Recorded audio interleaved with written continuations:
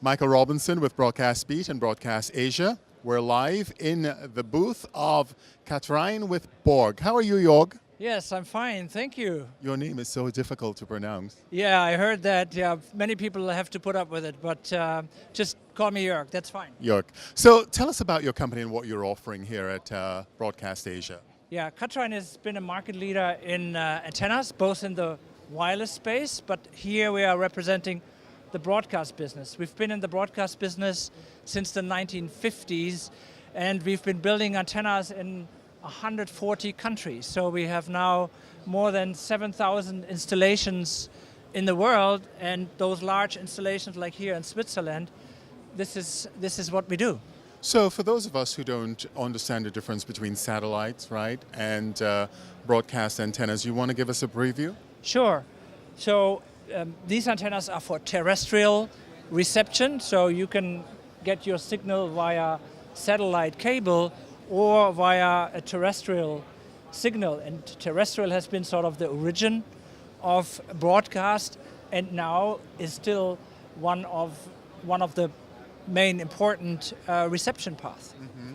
So tell me about the radio platform, because now we know that television, the internet, social media, these platforms are becoming very prominent these days in terms of how people get their message across.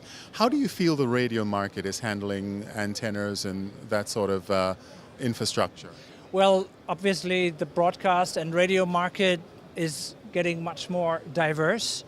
We see that the traditional broadcast business and terrestrial reception is still going to be around for a long time.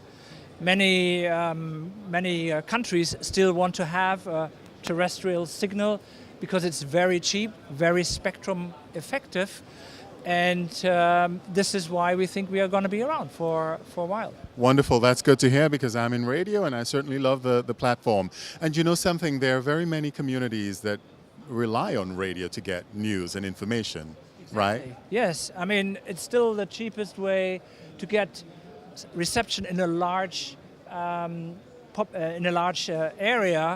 but in Europe, for instance, we also see that terrestrial reception is driven into dense urban areas because of you don't want to have a satellite dish on the balcony, or cable is too expensive.